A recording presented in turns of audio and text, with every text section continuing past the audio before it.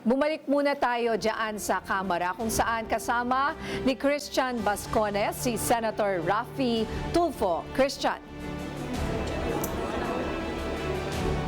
Okay, Ninya at Jack at syempre Maana nakakasama natin ngayon si Senator Raffy Tulfo, kababayan ko. Buenos días contigo, sir. ¿Qué tal tú? Buenas tardes. Buenos días también. Sir, tanong ng bayan lagi, ano po yung inyong inaasahan dito po sa State of the Nation address ngayong taon ni Pangulong Marcos Jr.? Yes, ano na nangyari since in-announce niya last zona na yung mahiyaya kayo? So meron bang nangyari? For me, meron. May mga nakulong, meron mga inimbestigahan. As we speak, tuloy-tuloy pa rin pag-imbestiga. Meron pa rin mga contractor na kinakasuhan. So far so good. Although this government is not perfect, just like all other government, pero sa tingin ko, it is doing the best it knows how. Okay, you are very vocal dun sa land use, yung pagsasafe ng mga lupain ng mga magsasaka. How do you assess the performance of the President? Well, the President has been very supportive from the get-go pagdating sa National Land Use Act. Even before PBBM, lahat naman supportive. Kaso ang nangyari, yung bill nakakapasa sa Congress, pagdating sa Senado, inuupuan. At depende kasi sa committee chair. Ayaw ko na magsalita. Pero ngayon na ako yung committee chair, wag lang sana matanggal. Sinisiguro ko sa inyo, maipapasa yan. Marami mga senador very supportive of that. Okay, last on my part, Senator Raffy, no, alam naman natin kung ano yung mga pagbabago dyan sa Senado politically.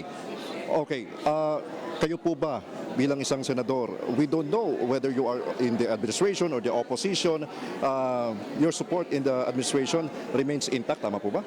Yeah, support ako sa admin pero neutral ako dahil independent naman ako, wala akong partido. So kung magagandang agenda ng Pangulo at ng administrasyong ito, susupport ako. Pero kung nakita ko na hindi nakalinya sa advocacy ko, hindi ako susupport. I'll stay neutral. Muchísimas gracias, Senator Raffy Tulfo. Ayun, Ninya, nakausap natin si Senator Raffy Tulfo. Ilan naman yan doon sa mga dumadating pa hanggang sa ngayon. No, kanina nakita rin natin dumaan si Congressman Richard Gomez dito, Ninya, at patuloy pa rin ang pagdagsa. Ito ay sa gitna ng pagbuhos ng malakas na ulan. Ninya?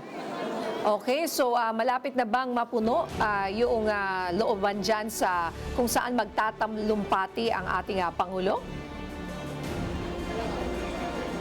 Simula kanina doon sa ating assessment sa mga dumadaan lang dito, no, I think marami na yung nakapasok doon sa loob ng plenaryo para sa pagsisimula. Ilang oras na lang, wala nang isang oras abay magsisimula na itong pagtatalumpati ni Pangulong Marcos sa kanyang second to the last State of the Nation address, Ninya.